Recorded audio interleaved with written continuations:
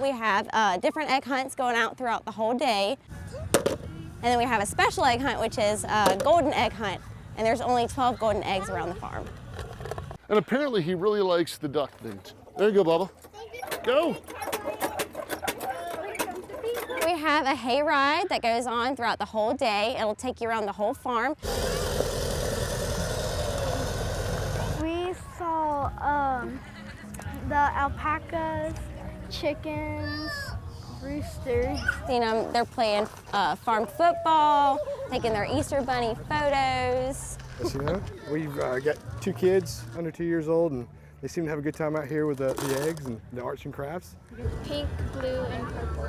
It's so rewarding to be able to come and interact with people.